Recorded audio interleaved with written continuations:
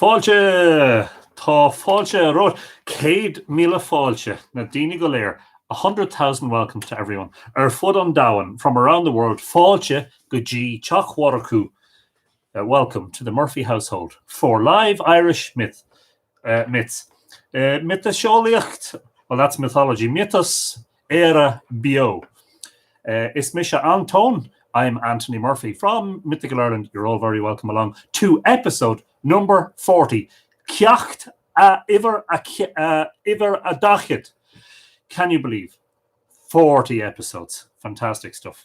We began doing this on March the 12th at the announcement of the first restrictions due to the COVID-19 outbreak. And it's been going every day since then. And every day has been a lovely immersion into old stories and myths and legends and folklore and all sorts of history and pseudo-history and tales and everything else. Fáilte, a very special Fáilte this evening to Erica Rivertree on YouTube, who was by far the first person to comment at 7:36 p.m. Nearly half an hour before the episode was due to go live. Erica is in Louisville in Kentucky. Tá an amsir cochíntaach inniu conas atá tú. Tá me gama, Erica. An amsir seo here. Bhí sé go bra bhí an Greenig Tatnov, but it was a little bit fuor. It was a little bit cold. Daisy Peter says, hi, I'm here. Can't wait to begin. Hello, Daisy. And Daisy is in Brazil. Fabulous stuff. Alan De Silva says, Giagrich os on Vrashail. Of Rajale. Is that Brazil as well? Another Brazilian. Wow, fantastic stuff. Good afternoon, Anthony Murphy from Rio de Janeiro. Please, could you tell about Bridget's Cross? Daisy Peters is on YouTube. We will perhaps get a chance to mention Bridget's Cross. Absolutely. Alex Casterton. Fáilte. Giagrich. Pat Rowan is watching from Washington State. Fáilte Pat. Patricia McAteer is watching from Omeath in County Louth. Henry. Paddy Shearman is watching.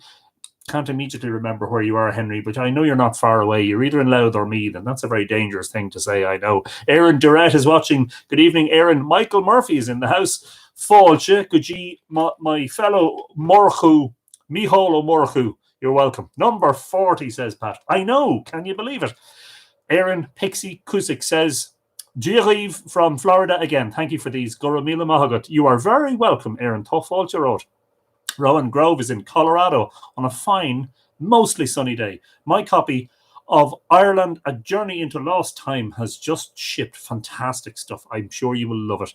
Nick Eska Casterton, look forward to seeing you on another episode. Epic episode of MythFlix. Hello, Anthony. Hi, Tua. Katie McMahon waves. And I'm waving back at Katie. Jennifer Foley. Hello, everyone. Jigrich, Jennifer, Aaron. Hello, dear Tua. I'm so sad right now. I just had to cancel every reservation I had to come to Ireland and Scotland this summer. How do you say great sadness in Ireland? You say Brone. Well, Brone more. Yeah, great sorrow. Sorry to hear that, Aaron. But let's hope that it is merely a postponement and not a complete cancellation. Brendan Kinch, Giariv Golair, and Giarich. Brendan is watching from Cartagena in Spain, España. Josephine Meehan says, hi, Anthony. Glad to be able to listen live. I'm now on episode 12. Josephine has been catching up on the MythFlix episodes on the YouTube channel. Brilliant stuff. Diana Fuhrman says, hi from Germany. Giarich, Diana. Patricia says, hello from sunny but cold Omeath. And hello also from a sunny but cold Drogheda. Michael Naylor says, good afternoon, Anthony and everybody. Mike and Jeanette are watching from Princeton, New Jersey. Beautiful part of the world. Alan Bryett says, hello, Anthony. Been catch up on the past episodes and seeing up face masks. It's a good way to spend the day. Okay, good. Nice to have you along, Alan. Mariana Dunn says, greetings all from Virginia. Tá Fáilte Road, Mariana. Eva Anderson says, hello again from sunny Gothenburg. Fantastic stuff. Alex says he's ready for part 2 of Bridget. Freya says, Banachty, Anthony and Tua. I hope you're all keeping well today. Keeping fine so far. Maeve Fina Callahan, Giagrich, Tua MythFlix. Fáilte, Maeve. Karen Ward is watching. Oh, Karen has a very, very special connection with Bridget's Way. She may or may not get a mention in this episode. Yvette Tillema says, hello everyone, happy to be here, so enjoying this. Fantastic to have you along, Yvette, in the house. Karen Gogus is watching, our fantastic recreator of Lost Monuments, the great 3D artist Karen Gogus. You ever need any work done, concepts of something, in 3D modeling on a computer, he is the man. Doris O'Hara says, good evening, Anthony and everybody. Giagwich, Doris, Rowan Grove. I'm hoping to visit Ireland again next spring. Yeah, let's hope that we can welcome a whole lot of you, either late this season or early next year. Helen Guinan says, hello, everyone. Fáilte, Helen.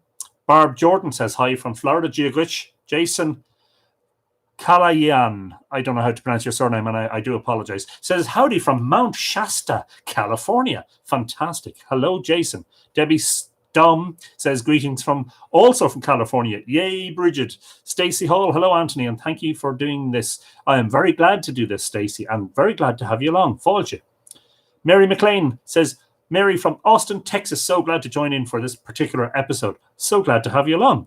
Barbara Murphy, another Morchu in the house. Thanks for taking me out of my house in Tucson, Arizona. You're very welcome, Barbara. Karen Ward, Banachty, this Karen from Team Brigid's Way in Dublin. Mila Buyakis, fantastic, Karen. Lovely to see you. Hope you are well. Mandy McCurl, hello on a sunny and windy Isle of Mull, where yet again many of us are sharing the same weather. Chris O'Hara is in Erie in Pennsylvania in the USA. Giagwich, Chris. Jenny, I'm always doing that. I think I touched the screen once and I touched it twice. Jenny Rieger Sacker says, hello from Ohio in the States. Hello, Jenny. Dave Russell, I feel like you're fast becoming family. Evening all. And a love heart from Dave Russell. Love heart right back at you, Dave. Susan Bain Williams says, look forward to today's broadcast. Stay well, Anthony. I will do my very best, Susan. I will keep social distancing. But this is a great way to bring us together. Sharon Boggins Smith, not too far from you in Reading, she's saying to Jason. Good stuff. Alan Bryett, autocorrect is horrible and won't recognize sewing and changes it to seeing. Sorry. Sewing face masks, I see. Andrea Lagoya says, hi, everybody from Italy, with love to you all, and with love, Le Gras from all of us here in Erin, all the way back to you in Italy. Barbara Kling is in Vermont, enjoying these episodes so much. Glad to hear it, Barbara. Fáilte. Lauren Hershey is in Alexandria in Virginia. Thank you for your episodes. Big smiley face. Big smiley face right back to you, Lauren. Fantastic stuff. Pamela Walters says, good evening, Anthony and Tua from the Netherlands. Lovely stuff. Wendy Holmes, can I catch today's episode without watching episodes? Can I watch? Yes, you can. Of course you can, yes. Vicky Wallace-Southall, you don't have to have seen yesterday's to understand today's. It would help, but you don't have to. Vicky Wallace-Southall is saying Oregon in the house. Yay, one up for Oregon. Always delighted to have our Oregoners in the house.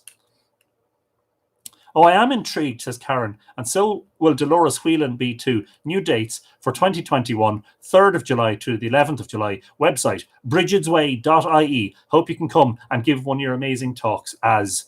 End of sentence. Usual. Karen, I would be honoured, as always, to help with the Brigid's Wayers. Kelly Sewell says, representing Vermont. Vermont is in the house. Hello, home of the great Bernie. Rowan Grove making some more masks as well. Brilliant. Delighted to hear that. Fair play to you all. Jeanette Smith is in Miami in Florida in the US. Giagwich, Jeanette. Lisa Blue is calling in one of our friends. Hopefully she will come along. Brigitte Litzenberger is in Harsefeld in Germany. Giagwich, Brigitte, nice name. James Walsh is in Coal Island in County Tyrone. Fáilte, a Seamus. Louise Sherrill says, love this. Brilliant stuff. Julianne Osborne is watching. Hello, Julianne. Bara O Murrahy. That sounds like a corruption of Murphy, doesn't it? All the way up in Drogheda train station here. Fantastic. Not too far away. And on YouTube. It's going to be a busy one tonight, I think. Kevin Kelly says, evening from Derry, Fáilte. Kevin. Teresa McGalloway says, hello again from North Florida. Giagwich, Teresa. Joey McD, greetings from San Diego. Wow, fabulous. Lovely to have you along, Joey. Heard a shot Evening, Anthony, and one and all. St Brigid, take two. Very much looking forward, considering St Brigid looks over the maker. Forge lit and blacksmithing away. Thank you. Brilliant stuff. John Main says hello from a cold San Francisco. Make sure to wear flowers in your hair. Fáilte John. Jim Conway is in Lurgan in County Armagh. Lorgan, Conde Ardvaca. Lovely to have you along, Jim. Fáilte Road. Okay. So tonight we're going to be talking about Brigid's Way. What time are we on? 10 minutes already. Memes Wilson is saying hi from South Africa. Fáilte Memes. That could be a first. I'm not sure if we've had anybody watching from South Africa before now. That's brilliant. So I should just briefly explain. Okay, first of all, as usual, as always, have to say thank you. And I pay my tributes to the patrons of Mythical Ireland over on patreon.com/Mythical Ireland, who helped to make this live stream and many other Mythical Ireland activities possible. I thank you all from the bottom of my heart. If you would be interested in becoming a patron, pop on over there to the link, which I'm now sharing as a comment beneath the Facebook and the YouTube video, and see if there's something there, because you get rewards for your patronage. Louise Sherrill says, hello. Fáilte, Louise. You're very welcome along. What is Brigid's Way? Well, Brigid's Way is an alignment, okay, of ancient sacred sites across Ireland, specifically stretching from near Dundalk in County Louth to County Kildare. Between 15 and 20 years ago, myself and Richard Moore were researching and investigating and drawing lines on maps and visiting ancient sites and reading lots of mythology and piecing together the big puzzle that would become clear as a picture in our book, Island of the Setting Sun, in Search of Ireland's Ancient Astronomers. Now, the first edition of that book was published in late 2006. And at that stage, we had only sort of realized part of the alignment. And that was the part that stretched from the Hill of Tara to Slane and Mount Oriel and southwards to the moat at Bow Park or Thurstonstown. But, and what had sort of inspired it initially was that in the story, which we told in one of the early episodes, we told the story of the arrival of St. Patrick into the Boyne Valley. Specifically, St. Patrick went to the Hill of Slane on the evening of Easter Sunday in 433 AD, which was on March the 26th. And that's episode number 6. If you're watching for the first time and you haven't seen any of the previous episodes, you can see them all at the link. I'm going to paste the link to the Mythical Ireland blog, where you can see all the episodes embedded into one single post. And it was episode number 6.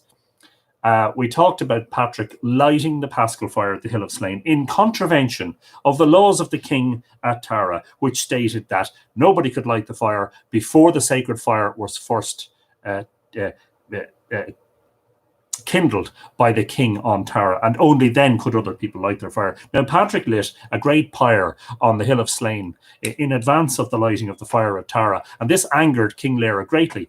And there then followed a sort of a battle of wits between them. And of course, as we've been saying quite regularly in these episodes, history was written by the victor, because history records that there was a great battle between Patrick and the Druids, and basically Patrick won, and he managed to convert some of the Druids. Richard Moore, who was a long-time friend of mine and my co-author on Island of the Setting Sun, asked the question in the early 2000s, why was Patrick drawing the eyes of the king away from Tara? And this turned out to be a very, very interesting question. Richard didn't really know why he was asking it. I guess it was an intuitive, instinctive question for him to ask, as if he had this hunch that something...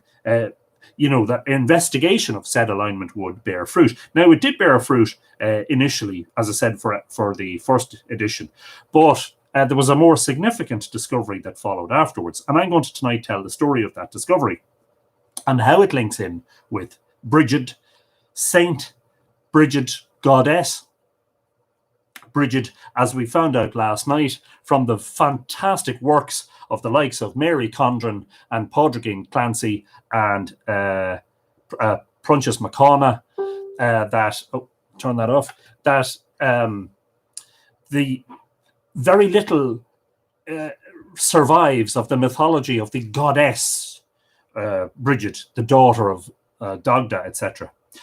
But that we can read in the lives of the Saint Brigid, we can read a lot of mythology pertaining to the pre-Christian Bridget, which is very interesting.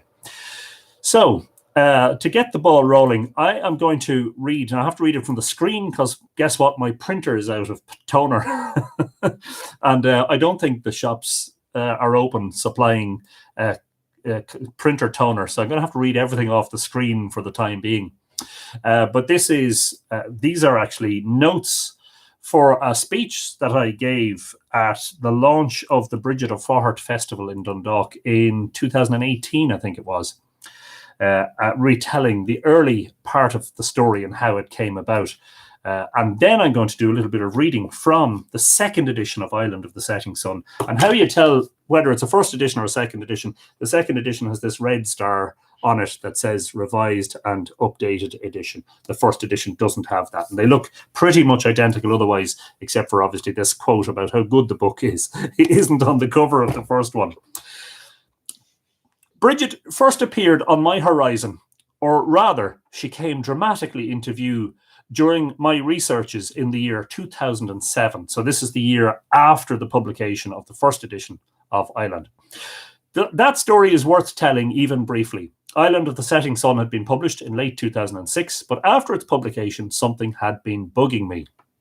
As if Bridget herself were tapping on my shoulder, saying, "You need to look into this." The this in question was an alignment of sites documented in the first edition of Island. Richard Moore had asked me years ago what it was that St. Patrick was doing when he was drawing the eyes of King Lera and his people away from the hill of Tara towards the great Paschal fire on the hill of Slane. What we found was some interesting cosmology. At the moment Patrick was lighting the fire, the cruciform constellation of Cygnus, the Swan, was rising in the far northeast above this great fire beneath the center of the cross. So the cosmology was immediately interesting. You had the cross rising on its side in direct alignment with the fire, which we thought was a fabulous symbolism and an incredible cosmology. Further to this, the king's line of vision from Tara over Slane also had him looking directly at Mount Oriel, where there is an ancient Bronze Age barrow cemetery. Following in the other direction, it led to Railtog, a hill meaning star, and a prominent hill from the bend of the Boyne, because on winter solstice, an observer situated at the front entrance of Newgrange will see the sun setting over the hill of Railtog. And if you have been following Mythical Ireland on Facebook for the past number of years, you will probably have seen that I have shared pictures from winter solstice sunset showing the sun setting into Railtog Hill. And if you do a search on the Mythical Ireland Facebook page, you'll probably be able to find at least one of those pictures. Anyway, this thing was bugging me for ages. I had to investigate this alignment further. It was a hunch, nothing more, but a hunch that was to bear significant fruit. In the words of Philip Freund, author of Myths of Creation, the history of science, this is a quote, the history of science is filled with instances of noted workers in all fields who testify in their memoirs that a hunch, a perhaps inexplicable ray of light, suddenly led them to a major discovery. Indeed. Katrina is saying, "Dear God, Anthony, they're asking for $899.88 for a used copy of this on Amazon. That's Island of the Setting Sun." The good news is that pre-COVID-19, my publisher, Liffey Press, had planned to reissue a special 2020 edition of Island of the Setting Sun, for which I had designed a kind of a newish cover, and for which I was in the process of, making a few minor changes to the text. COVID-19 has delayed that. It was originally supposed to be published in late May, which would be about a month from now. It's been postponed. We don't know for how long, but hopefully, if restrictions start to get lifted here anytime in the next few weeks, we may be able to have further word for you on that. So hold on to your seats for now.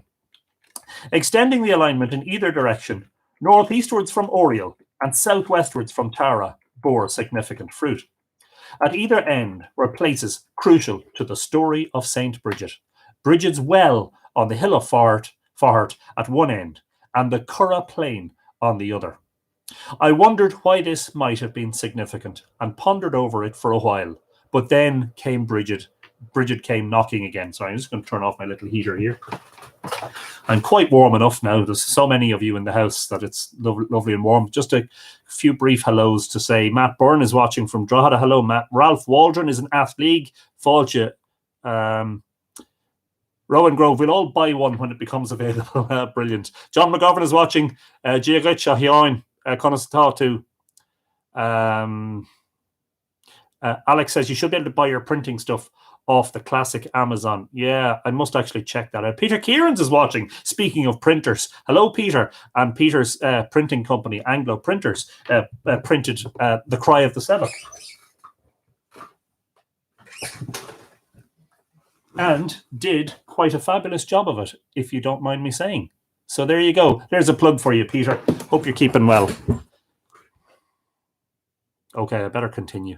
Oh, Bettina Espinosa Ginther says, hi from Tyrol in Austria. Hello. Fáilte. Jesse McCartan is in Vancouver in Washington. Fantastic. Way over the far west of yes, close to Seattle, isn't it? That would go to build the library extension, says Margaret. Mellow Nello Neil says, I'm sorry I'm late. Putting the little one to bed. Perfectly, reasonably acceptable. While on lunch at work one day, I was looking at the alignment on Google Earth and noticed how accurate it seemed to be. Here were a number of eminent sites of history and prehistory, all lined up neatly over a distance of about 67 miles. The Curragh, Tara, Railtog, Slane, Oriel, and Fahart. Looking closer, I found the line passed through parts of Dundalk and was absolutely flabbergasted to find that it crossed a property in Bridge Street, which is still standing today. So I'm just making corrections to my own text, which is still standing today, a small yellow house attached to what was once McGuill's pub, and that's in Bridge Street in Dundalk. This house was important to my story. There, for a time in the 1920s, my grandmother had lived with her father, helping him with his cobbler's business. The Travers family, my granny was Travers, are still fondly remembered around Dundalk, although the business is long gone, and my grandmother, God rest her, is dead now for over a quarter of a century. Yeah, and what was really fascinating about that was the fact that it had a sort of a real sort of personal aspect, a direct personal contact with my story, as it were, and that's my father's mother, by the way. Her name? What else? Only Bridget. She married my grandfather, James Murphy of Mullaharlan, and after the birth of their first child, my father's late brother, John, they moved to Drogheda, and the rest, they say, is history. Now, I don't want anybody making fun of me for that. There is intense rivalry in modern times between the towns of Drogheda and Dundalk, which are fairly evenly sized towns in the smallest county in Ireland. And there is such rivalry between the two towns that if one has Dundalk roots and one is living in Drogheda, one dares not mention these things in front of one's friends. As I headed home from work that very evening, which was in January, with all these thoughts about the significance of this alignment discovery rolling around in my head, I got a phone call from a friend of mine, Sean Gilmartin. Now, I'm absolutely sure that some of you will know Sean. Wonder what Sean's ringing about, I thought. Hello, Anthony. It's Sean Gilmartin here. How are you, Sean? How are things with you? Things are grand. Come here. I was just ringing to let you know I'm giving a bit of a talk in Balbriggan Library next week, and I thought you might be interested in coming along. All right, sounds good. What's it about? St Brigid, he says. I nearly crashed the car. I told him about the new discoveries, and this is the same day. This is exactly the same day. I told him about the new discoveries. He was fascinated. To be honest, so was I. Bridget had entered my life in a big way, and the Brigid alignment was one of the significant additions to Island of the Setting Sun when a revised and expanded edition was released in 2008. While speaking about this alignment to a Brigid-themed event in Baggot Street in Dublin some time later, I caught the attention of Dolores Whelan and her good friend Karen Ward. And I know Karen is watching. I don't know whether Dolores is watching. Based on what they heard that day, they began working on the idea of a pilgrimage that would take people from Faughart to Kildare. Thus, the Brigid's Way was born. Only later did they discover, through the work of a historian from Dundalk called Harold O'Sullivan, that they were following in the footsteps of ancient pilgrims, and that there had indeed once been a pilgrim route from Faughart to Kildare. And we didn't know this at the time. Myself and Richard didn't know it when we were connecting the dots across the landscape. Karen and Dolores didn't know it when they began investigating the idea of a pilgrimage.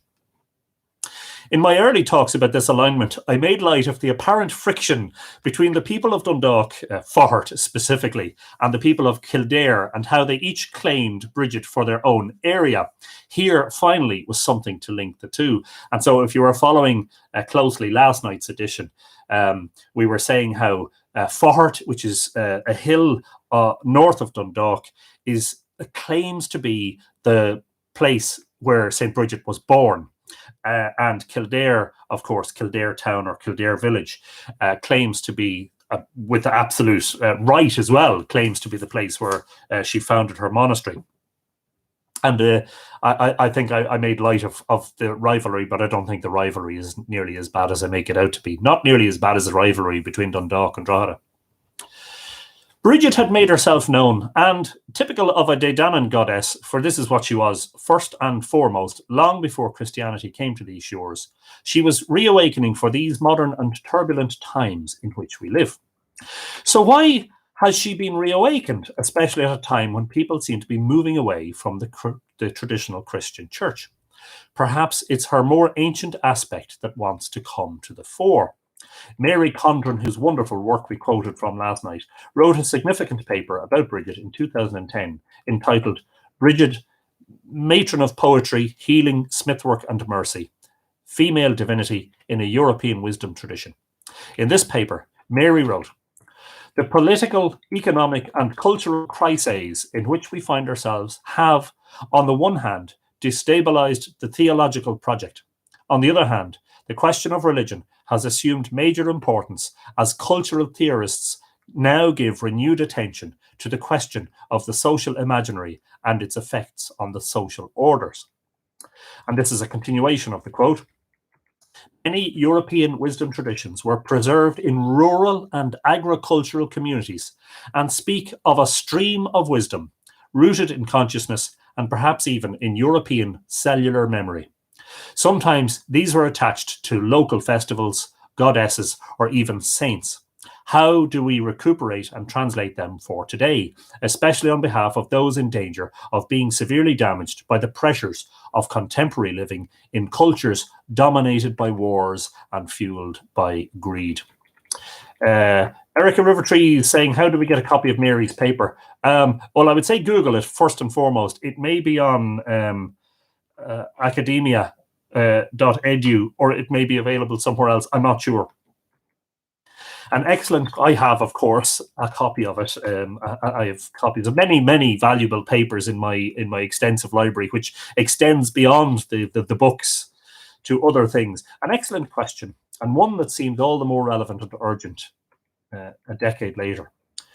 One only has to consider the turbulence in modern Western democratic society and the upheaval that has occurred here, there, and the ever-present danger of the inflammatory darkness that rises up from seemingly Fomorian forces, these are my words, to see the relevance of the re-emergence of a significant figure of that wisdom tradition that begs to return, even in some form, before the world of humankind should be engulfed again in some needless conflagration.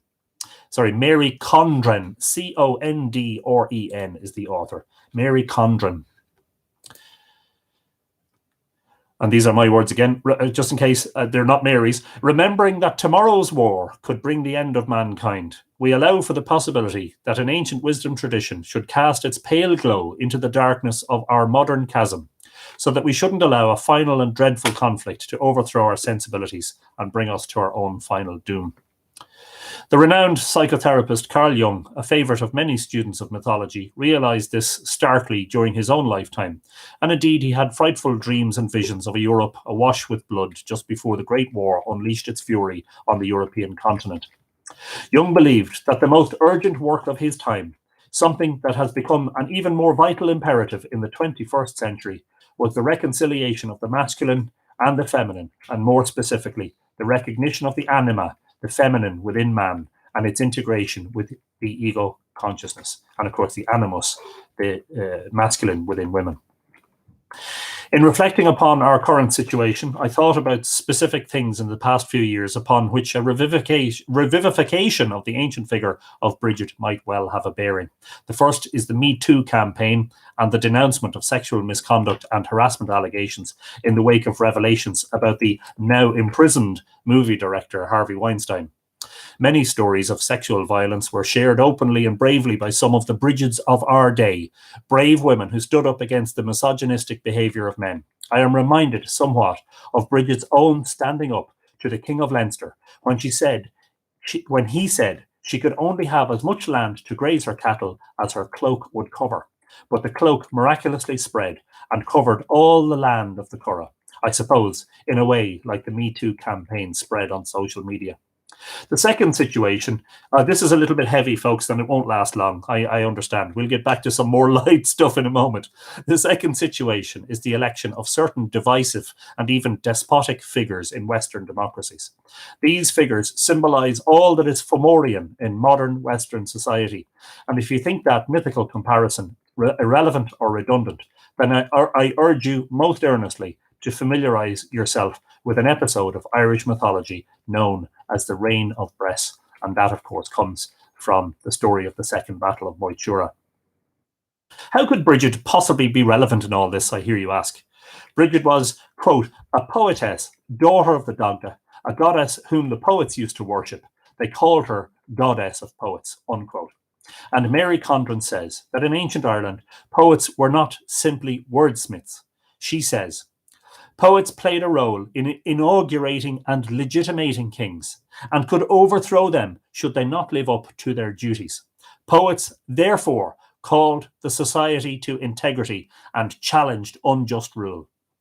We should not be so surprised to find that many of today's actors, writers, and creatives, i.e., the poets, are the ones who rail against injustice and the open misogyny, racism, xenophobia, harassment, and warmongering that issues forth from the mouth of these Bresses of the modern era. In my book, Mythical Ireland, New Light on the Ancient Past, among many other chapters and sections, I wrote a chapter called Tracing the Goddess of the Boyne River. Of course, we had an episode about Boyne a while back. And this, in essence, is what we are doing with the celebration of Bridget of Fahart and, of course, Bridget of Kildare. We are tracing the goddess. We are calling her back. We are breathing life into an ancient wisdom tradition. We are peeling back the layers of something that has been hidden for a long time. We are revivifying something that once had power and relevance to people, and which, I believe, can and must become relevant once again as we face the Fomorian influences which have challenged the peace and stability of our times. There you go. Heavy, I know. And on YouTube, Theresa McGalloway says 3 generations in my family name, such as Brigid, Bridget, Bridie, passes down. Fantastic stuff. Melissa Campbell says hi from Swords G-Rich, Melissa. Kevin Kelly says, now you're Dundalkin. It'll be our secret. Paul Garron was pointing out there a while back that it was 20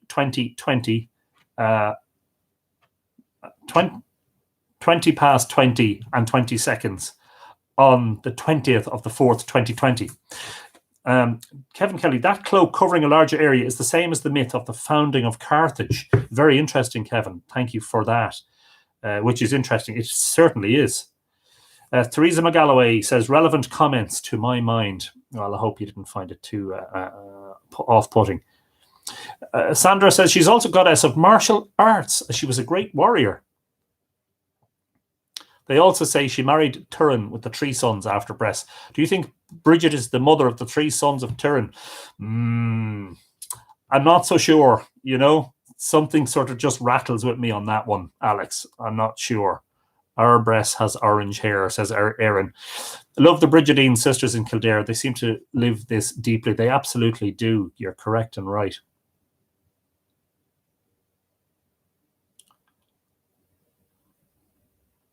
I'm not sure what the 100 monkeys phenomena is, Melonello. Could the 100 monkeys phenomena be part of that too? Our cells contain an amazing amount of information. Katrina says, Bridget is a feminist, a great example of the power of women. Absolutely.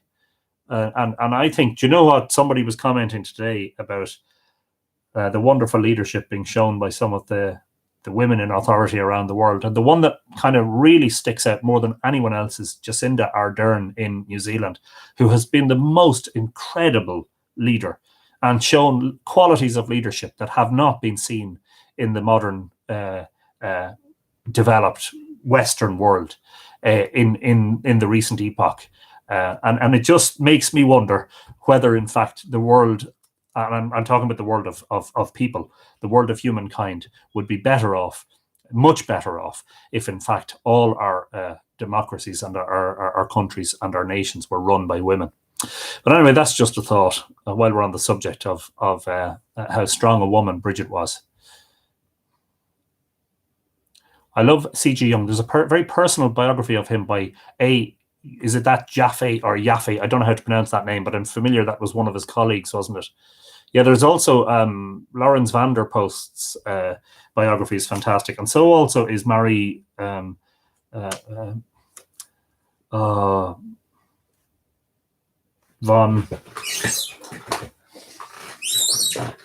Apologies, but that'll annoy me if I don't find out who she is. Oh yeah, Marie von Franz, who was also a colleague of Young's. Anyway, we're getting off track. I'm going to go back to Bridget and read from Island of the Setting Sun. So as I kind of previously pointed out, but it wouldn't do any harm to repeat it, standing at Tara, peering towards Slane, an observer is looking towards Railtog Hill. Beyond Slane, on the far horizon, is Mount Oriel near the village of Cullen in County Louth. The apparently happenstance linear configuration of 4 hills are all natural landscape features is just that, a chance alignment. But all of these hills had distinguished places in the astronomical master plan, the cosmic grid, first spoken of in the early chapters. Tara was the capital of Ireland, politically speaking, and is the location of many diverse archaeological remains. Railtog, as we said, marks the position of winter sunset viewed from Newgrange. Slane was important in both pre-Christian and Christian times, and Oriel was once topped with a mound which was said to have possibly been a burial place of some ancient chief.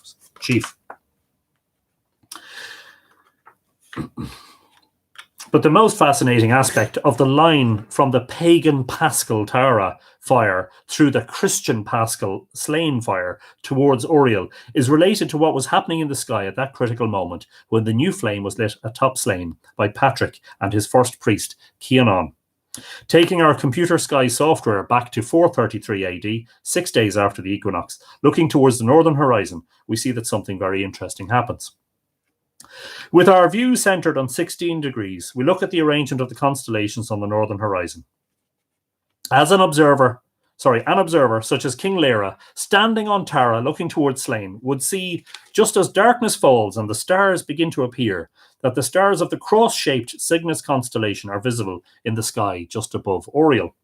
This could be mere chance were it not for the fact that the star which marks the centre of the cross of Cygnus is exactly in line with the row of hills as darkness falls. Was St. Patrick drawing the king's eyes towards the cross in the sky, a potent symbol central to his new message for Ireland? The Paschal fire was lit at the junction of 2 major sky-ground alignments, the equinox line of Millmount, Slane, Loughcrew, Croagh Patrick, and the Cygnus line of Tara, Railtog, Slane, Oriel. The imagery is stark. The pagan cross, and I have pagan in quotes, representing Angus, the son of the Virgin, again in quotes, with a powerful winter solstice link, is replaced by the Christian cross, representing Christ, the son of the Virgin, whose birth we celebrated 4 days after winter solstice. What we are being presented with is compelling religious iconography, specifically the Celtic Cross, a symbol crafted in the Neolithic as part of a wish fulfillment and rebirth rite, in which the Son of the Virgin, who has experienced rebirth among the stars, was a beacon of hope for the people of the Stone Age, whose material corpses may have undergone immolation in order to free the spirit from its transference to the other world. And I should say at this point that something that is not discussed really in depth in that chapter, but in earlier chapters, is the fact that Angus's name is Angus Mac an Og, which has long confused and befuddled scholars who say that it is actually grammatically incorrect. It's regularly translated as Angus, son of the young, but in fact, Og or Og Van is another word for virgin, and thus I suggested in Island of the Setting Sun that we could see Angus as a son of the Virgin. Something that seemed to be, or appeared to be, confirmed to me today while I was perusing this wonderful book, Ireland's Immortals by Mark Williams, A History of the Gods of Irish Myth. I hope I can find it, in which he discussed Angus. Stately folk without blemish, conception without sin, without lust. And this is from... I think this is from Tuckmark Etain. We see everyone on every side and no one sees us. It is the shadow veil of Adam's sin that has prevented us from being counted. And so this is Tuckmark Etain, but as it was written down by Christian monks. Were they the ones who changed it to suggest that Angus had been born without the blemish, conception without sin? But Williams says, conception without lust hardly describes the Dagda's shenanigans in the saga's first part, that is the first part of Tuckmark Etain. It is likely that the author of The Wooing of Etain was both drawing on and compiling several older traditions here which are lost to us and which may have contradicted each other. And that makes me just wonder out loud about Angus Mac an Og, that at one time did that mean son of the Virgin because of the miraculous way in which he was born. As you remember from our episode about Boan, that Dagda sent Boan's husband away, Elkmar, on an errand. It would seem like one day to Elkmar, but it would in fact be 9 months. And while he was away, they lay together and conceived the child Angus. And Angus was called, according to one myth, the son. He was called the youthful son because young is the son who was conceived at the beginning of the day and born between that and the evening of the same day. So I suggested that perhaps Angus, being represented by the cross shape of the Cygnus constellation in the sky and the cruciform shape of the Newgrange monument, was a pre-Christian son of the Virgin. And in fact, we should not be at all surprised, and I allude to this in a chapter of my Newgrange Monument to Immortality book. We should not be at all surprised that, in fact, in pre-Christian times, in fact, long before Christianity, almost 4,000 years before Christianity, the cross, the cruciform shape, was already sacred to the people of Ireland. The eastern chamber of Nouth, constructed around 3,300 BC, is cruciform. And if we accept the date of Christianity, of the arrival of Christianity, as being around 433 AD, well, if you do the sums, you've got 3,700 plus years. So more than 3.5 millennia previous to the introduction of Christianity, the cross was a sacred shape. This powerful icon, the cross with light at its center, was first presented at Newgrange, where the beam of the sun penetrated into the heart of the crucifix-shaped chamber at a time of the year corresponding with modern Christmas, when we celebrate the birth of the new sun, S-O-N, and I put in a slash, new sun, S-O-N, new sun, S-U-N. The imagery of the cross of the divine Son, inaugurated first by the megalithic culture, was replicated by St Patrick, who, in lighting the paschal fire atop Slane, was drawing the eyes of the pagan king towards the firelight at the centre of the cross. The Celtic Cross icon was later sculpted from huge blocks of stone at places such as Monaster Boyne, which is just over 6 miles from Newgrange. Muradoch's Cross, a 5.5 metre high monument, is the finest surviving example of a Celtic cross in Ireland and is lavishly decorated with biblical scenes. A second cross at Monaster Boyne, known as the West Cross or the Tall Cross, is around 7 metres high. Both are within metres of the Round Tower and only 10 minutes' drive from the Brunabónia complex. But the sacred cross symbol and its significance to Slane's alignment was much greater than we initially realised. For some reason, perhaps related to the fact that the detailed Ordnance Survey maps which we had in our possession only covered part of the region, we never extended the Tara-Slane-Oriel line in either direction beyond what we then considered to be its northern and southern limits. In late 2007, almost a year after the publication of the first edition of this book, I began to use a popular free computer program called Google Earth to study the supposed alignment of sites. Around that time, Google had added some high-resolution imagery showing the Boyne Valley monuments, including Newgrange and Slane, which had previously been almost indistinguishable in the low-resolution images. I don't know if any of you remember the very early days of Google Earth. If you were looking at the landscape of Ireland, you couldn't see any sort of detail at all.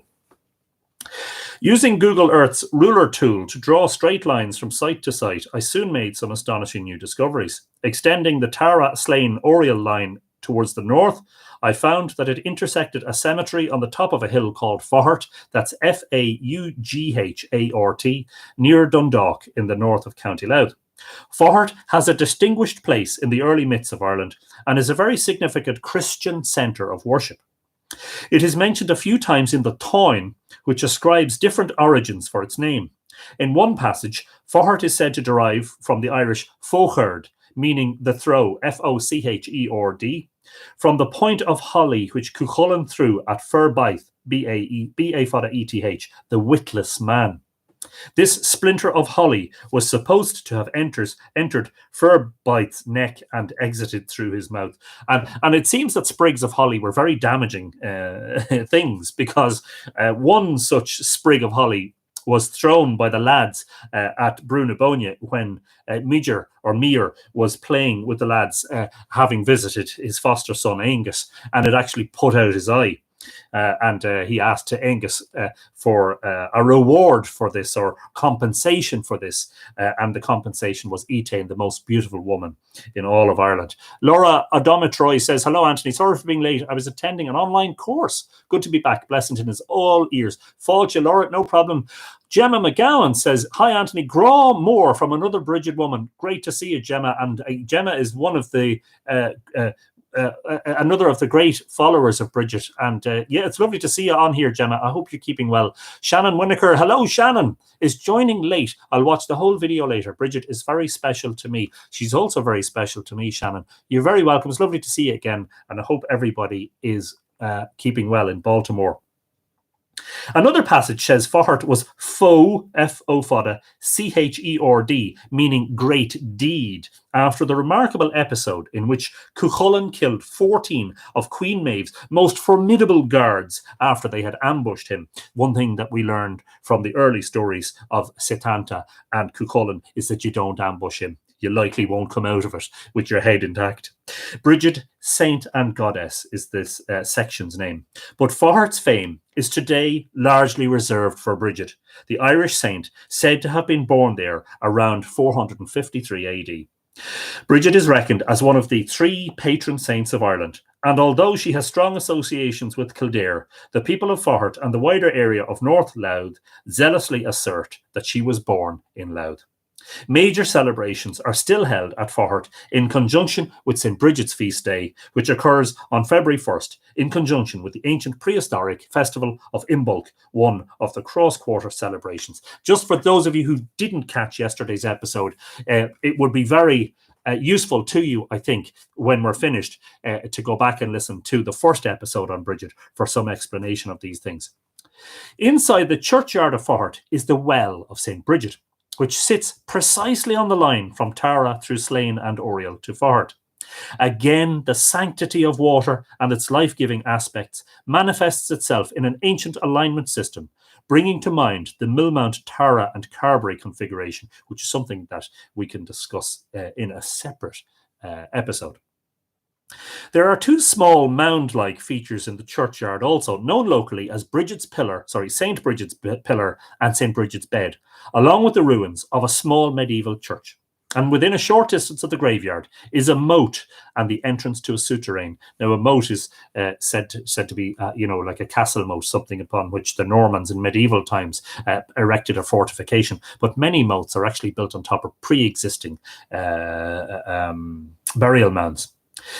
It is clear from some of the archaeological remains on the hill that Faughart was a significant site in prehistory, and the hill commands a stunning view in all directions, with the cairn-dotted Cooley Mountains dominating the northern aspect, Slieve Gullion looming up between the hills to the west, and dazzling views overlooking Dundalk town and the sea, with the distant Ferrard Hills easily visible on a clear day. And Jim Conway is just pointing out that Robert the Bruce's brother is buried in Faughart. Yes, Edward the Bruce's grave is marked in the cemetery, very close to the well. Robert the Bruce is my ancestor, says Aaron Eckerd. Just over 3 miles to the southwest is Castletown Moat, the mythical home of Cuchulainn, while lying precisely on the line between Faughart Graveyard and the Castletown Moat is the site of Ireland's Stonehenge, perhaps an indication of early alignments on a localized scale. Now, that just brings to mind that there is a very interesting episode to be had. I'm just going to put this on the episode suggestion list. There is a very interesting... where is the episode suggestion list gone? There's a very interesting episode to be had on Ireland's Stonehenge, for which, by the way, Kerem, our good friend Kerem Gogas, who is watching, designed a 3D model based upon the one and only drawing ever made of it, made by Thomas Wright in the 1740s, before, sadly, it was destroyed because it was completely obliterated over the course of the next 50 to 100 years. So we definitely will do an episode about Ireland's Stonehenge. I'm just trying to find out where the episode... It's not in the recent documents in Microsoft Word, so I actually have to find it.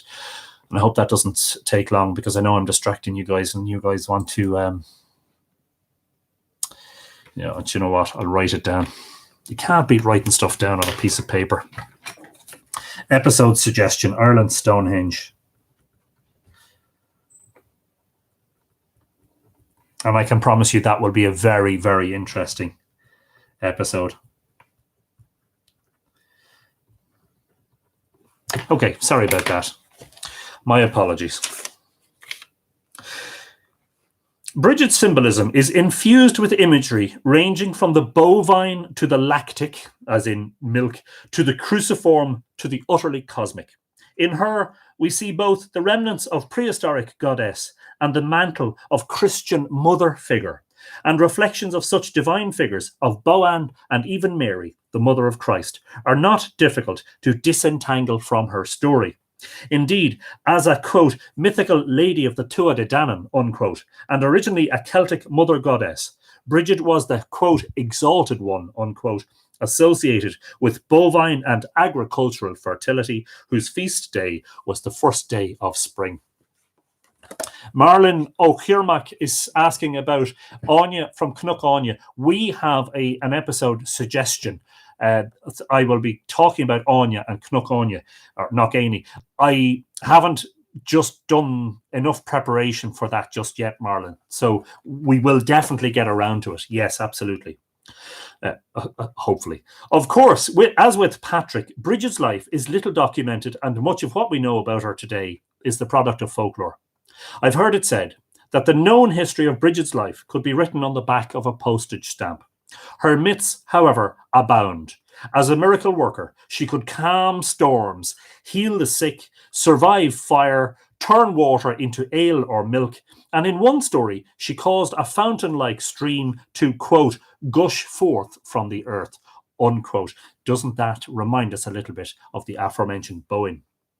Magic cows and flowing milk, long associated with the mother goddess of the Boyne, introduced themselves into Brigid's tradition.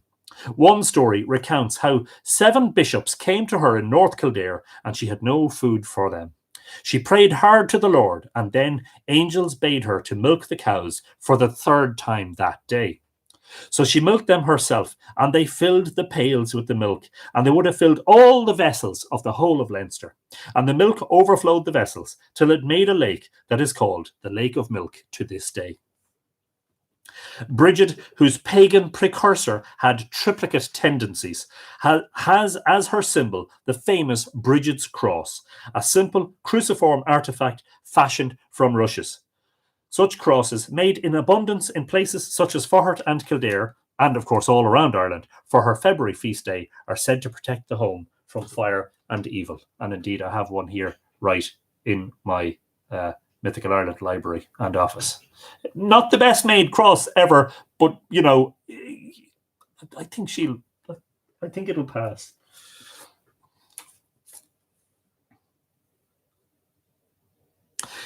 Sitting as it does along the Tara Slane Cygnus alignment, one might be forgiven for wondering if the crosses made at Faughart and Kildare might commemorate this cosmic moment when the sky cross was rising in conjunction with the flame of Christianity.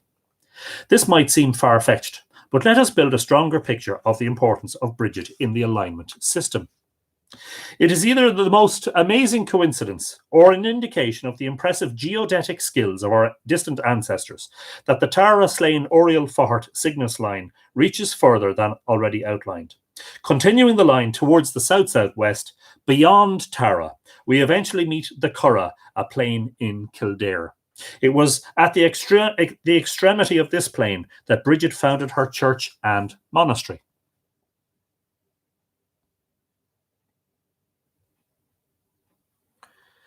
The Curragh, an archaeologically significant area, came into Brigid's possession after a remarkable episode in which Bridget asked a Leinster chieftain, and we told this already, but we'll retell it, for some land upon which to graze her cattle. The chieftain allowed her only as much land as her cloak would cover. When Bridget laid her cloak on the ground, it, quote, began to miraculously spread, unquote. Eventually, it covered the whole of the Curragh, and so the story goes that she was allowed to graze her cattle there. The original Tara Railtog Slane Oriel line has, since the first edition, now become the Curragh Tara Railtog Slane Oriel Faughart line. In the time Bridget was born, this alignment pointed out the place on the horizon above Faughart where the centre of the cross of Cygnus was rising. Bridget is equated with the Virgin Mary and is seen as her equal in one early Irish poem. And this is a quote from it. There are 2 virgins in heaven who will not give me a forgetful protection. Mary and Saint Brigid. Under the protection of them both may we remain. Angus, the swan god and son of the Virgin, was the offspring of Boann, the white cow goddess whose husband was Dagda. Brigid, at least in her pagan guise, was a daughter of the Dagda and was nursed by a white cow with red ears. The word virgin in St Brogan Clone's poem is translated from the Irish word cailleach, the word we have come to recognise as hag. It seems cailleach can mean both virgin and hag, and of course, as we were saying last night, also veiled one, as in a nun. Cygnus author Andrew Collins, and that is The Cygnus Mystery by Andrew Collins, connects Brigid and the Swan constellation, referring to the, quote, fairy swan of Bride, unquote, who was among the saints' avian forms. Collins points out, and this is a quote from Andrew's fantastic work, the Milky Way, Via Lattea in Italy and Voie Lactee in France, connected, as I learned from some German friends of mine who were visiting last summer, Milchstrasse in Germany, connected in the Catholic faith with the Virgin Mary, has for thousands of years been seen as a stream of milk, while in certain English counties it, quote, marked the path to heaven, unquote. Since Bride/Bridget is said to have been nourished by a white cow, personified as a sacred river, Boyne, the Boyne, was she associated with the Milky Way on which the celestial swan takes its flight each night? If the answer is yes, then we have in Bride a perfect candidate for the personification of Cygnus as a pagan goddess and Christian saint. At the time of Imbolc, back in 453 AD, the year of Brigid's birth, the sun was located in Aquarius. This is also where the sun was located on winter solstice back in the Neolithic, and its position in the water carrier constellation can be pointed out using the wings of Cygnus. In the epoch of Brigid's birth, the central star of Cygnus, Sadr, S-A-D-R, or Sadr, I'm not sure how to pronounce that, I think that's Arabic, was setting due north, Deneb remaining circumpolar. In other words, it was visible all night long, not setting below the horizon. The correct orientation of the St Brigid's cross is in a diagonal configuration, mimicking the central asterism of Cygnus, which presents this composition when it is due north and also due south on the meridian. We may have to devote another book to unraveling the concordance between Brigid and Boyne, but suffice to say, the evidence already presenting itself leans towards the idea that one is a continuation of the other. Brigid has cow and calf stories attached to her legend, and also the magic cow abundant in milk, as well as the cross, and she is a virgin, equated with the mother of Jesus. Curiously, Brigid's mother was said to have been baptized by St Patrick, and her first mission was to Munster at the request of Erc, and Erc was the first bishop of Slane. I should just read, shouldn't I? Her first mission was to Munster at the request of Erc, the first bishop of Slane, who we will hear more about shortly. Actually, we won't, because I'll be finishing with Brigid. There are two significant alignments through Slane presenting astronomical and mythical connotations. One is the Brigid-Patrick-Cygnus line, which stretches across 65 miles of Irish countryside from the Curragh in County Kildare to Faughart in County Louth. The other is the near equinox alignment involving Millmount and Lough Crew. Actually, Millmount and Croagh-Patrick. In relation to the equinox fire, one history of Patrick tells us that the light of the world had indeed come forth from the stone sepulchre. Is this a glimpse of the true nature of Slania's mound on the top of Slane Hill? Was it once a passage mound just like Newgrange? Or could it be a reference to Nowth, where the sun shone into the heart of the cross-shaped eastern passage 6 days after the vernal equinox? The rising of Cygnus, as it gets dark at the time of the Paschal fire, is a very time-specific event, as the sky software illustrates. A week earlier, and Cygnus appears in the sky lower and further north, while a week after the date of the Easter fire, it is higher and further east. Another curious astronomical oddity involves the Millmount-Slane alignment in the New Stone Age, when it is likely Millmount was first constructed, and possibly the mound on Slane. The setting autumn equinox sun found itself on the edge of the Milky Way in the constellation Scorpius, just under the constellation Ophiuchus. The sun was on the right-hand side of the river, just as the hill of Slane is on the right of the river, viewed from Millmount. And that is the material I've been reading there represents a significant amount of the new material in the second edition of Island of the Setting Sun. So that encounter with Brigid and that wonderful day when I was extending lines on Google Earth, and then Sean Gilmartin rang me and said, would you like to come to a talk about St Brigid, was the day that began really in earnest the expansion of Island of the Setting Sun. And when it sold out, when the first edition sold out, I remember that David Givens of the Liffey Press, my publisher, said to me, we should reprint, but would you have any new material for it? And I said, actually, as it happens, yes, a significant amount of new material. I'm sorry, I just realized that I haven't got the lights on here, and it's twilight here, and it's gotten quite dark. Anyway, let me just see if there are questions and comments. I'll just check on YouTube first and foremost. Do you think Boyne could possibly be Brigid's mother, although her true mother is unknown for sure? That's a very interesting question, because Dagda is her father. I don't think it is specifically related anywhere. One could draw the tentative, conclusion that perhaps she is, but who knows, How many years BC? Teresa, sorry, in relation to what? What was the question? How many years BC for what? I'm not sure.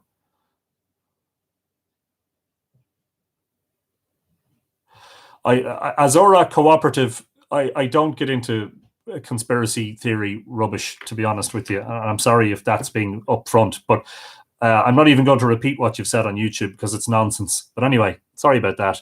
I don't normally get annoyed, but just conspiracy theory rubbish, the amount of it that's going around at the moment.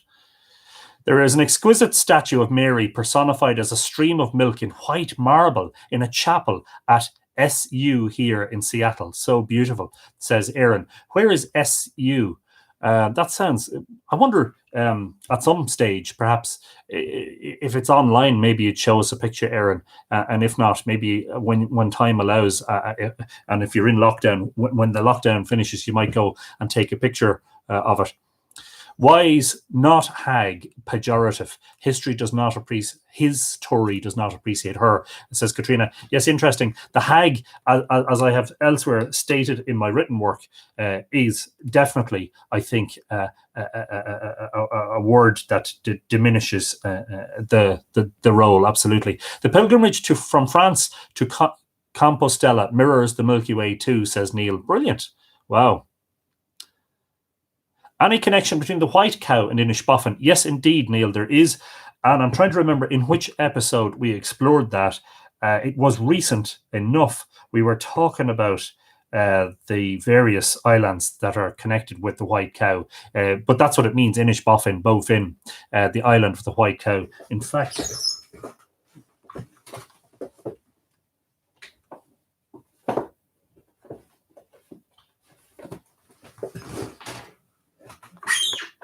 I have a book called The Island of the White Cow, subtitled A Breathtaking Magical Description of Life in an Enchanted Irish Place by Deborah Tall. And that was about the fact that she was an American student who came to live on the tiny primitive island of the West Coast in 1972 and fell in love with the place. And that's I haven't actually read it properly. I've kind of dipped into it, you know. Tattoo of a cross found on Iceman skeleton many, many years BC. Other tattoos resemble ogham marks, says Theresa McGalloway. That's interesting. Yeah? I wonder whether that cross isn't, in fact, that cross of Cygnus, which is also known as the Northern Cross in some regions of the world, or was certainly. Katrina says, Balach na Bofin of the Milky Way. Yes, and I haven't forgotten, we are also going to be doing soon an episode on I'm pretty sure I have it written down. We're going to write it down anyway. Irish myths and names for the Milky Way. So that's one we'll do soon enough.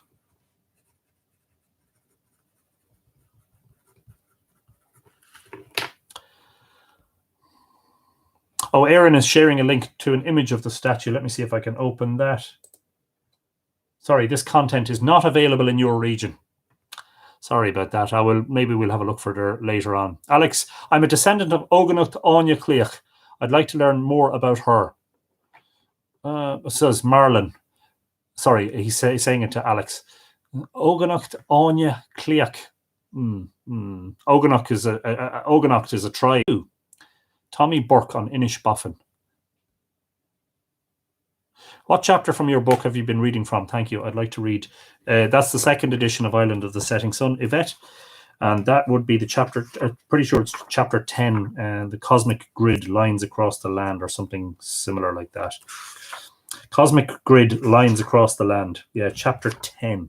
And it's the second edition. You won't get that Bridget material in the first edition. Hope that helps. Sorry, I'm sorry that I got annoyed.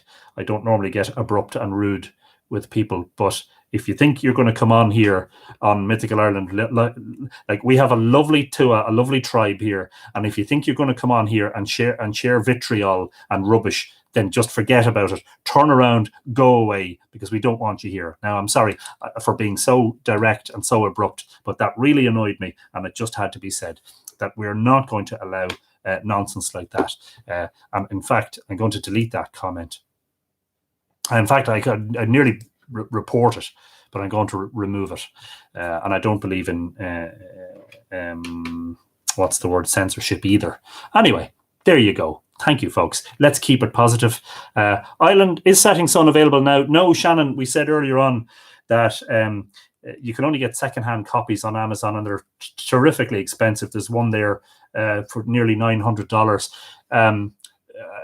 unfortunately, if COVID-19 hadn't happened, we would be launching a 2020 edition of Island of the Setting Sun with very few changes from the second edition at the end of May, but that has been postponed because of the COVID-19 situation. My publisher says we'll postpone it for a few months and we'll re-examine, the scenario when things hopefully improve, So fingers crossed, not before too long we'll have news about it, What annoyed you? No, I'm not repeating it, Katrina. I'm not repeating it. It's conspiracy theory nonsense. That's what it is. Rubbish. Kindle. Oh, I forgot. Kim Hardy rightly points out that if you're really, really desperate to read a copy of Island of the Setting Sun, it is available. The first edition is available on Kindle. That's a little bit awkward. So the Bridget material isn't on the Kindle version. And the reason for that is just to do with a technical issue about trying to convert the second edition to an Amazon readable form, which I was unable to do at the time. And I must actually revisit that and see if we can do that. Thank you for keeping the tribe's space safe. Thank you, Rowan. Michael Murphy, don't mess with the Murphys, pal. Correct and right, Michael. And that's the one and only time that you'll see me getting annoyed at live, because I don't let things bother me. But I just wanted to make clear that if anybody thinks they're coming on here and they're going to start talking nonsense, I'll just kick you straight off, because we don't want, this is not the space for it. Go and talk about your conspiracies with someone else who wants to listen to you. Sounds good about the book. Thank you, Anthony. You're very welcome, Shannon. I've missed it too. Full respect, Anthony. It's your house. I do have a page of my own. I do shows once a week. A deity I will be doing is Anya, but I don't want to talk too much on here, as I know Anthony's show. So I'll let Anthony decide when to do her show. But you're more than welcome to come into my group. I can inbox you after MythFlix. Yeah, in fact, Anya is one of the deities who I know surprisingly little about. And I would have to do a bit of research for that one, to be honest. But we'll do it. Don't worry. We'll do it sooner rather than later. Yvette Tillema says there's a release date on Amazon. Is that for Island of the Setting Sun? Interesting. Yeah, but it was publicised, you see. But again, that would have been pre-COVID. Noreen Dovney O'Donnell is watching. Hi, Noreen. How are you keeping? Karen Goga says, Newgrange built by aliens and other such conspiracy theories. Yes, the earth is flat. Don't get vaccinated because they're trying to kill you and all that sort of stuff. Rubbish. No messing with the two. Okay, folks. Anyway, thank you all for tuning in. I hope you've enjoyed the exploration of Bridget's Way. I'm not sure what we'll be doing tomorrow. But there's lots and lots of material still there, and tons of really brilliant suggestions. Margaret Ring says Anya is incredible. And Margaret, perhaps if there's some local material there that you feel I should have a look at for that episode, please do private message me with it. John Main says, got to go to work. Guramahagot, Slán go fóil. Slán, John, very nice of you to join us this evening, and we'll see you hopefully tomorrow evening. Thank you so much from Colorado, says Terry Lynn. No problem. Guramila Mahagut says, Gemma, thanks, Gemma. I hope you're keeping safe and well, and all you and yours are in good form. Patricia McAteer says, loved it. Thank you. Guramahagut says, Macy and Katrina, the Flat Earth Society went global lately. Yeah, did you see that one? The Flat Earth Society has members all around the globe. Indeed they have. Anyway, folks, stay safe. Keep washing your hands. Remember to practice social distancing. But do not, under any circumstances, do not feel that you're alone, especially if you live alone and you have broadband or you have a phone connection. Feel free to drop in on us and share the stories, which we will hopefully continue to do as long as this situation is ongoing. And sure, you know what? Hopefully we've started something that will continue long after it has gone as well. Ikoa August Kolosov Tua, says Katrina, and the same right back at you. Federica Guy, Guramagot Anthony, thank you indeed. Patrick Rowan, blessings. Banachti, Gachdina, August Kolosov. We'll see you all tomorrow evening, and same time, 8 p.m. Irish time. And I'll announce the topic of tomorrow's episode sometime in the middle of the day. Cheerio, folks. It's been fantastic, and thank you all for making it so much fun. Cheerio. Slán. And also, Slán YouTubers. See you tomorrow night.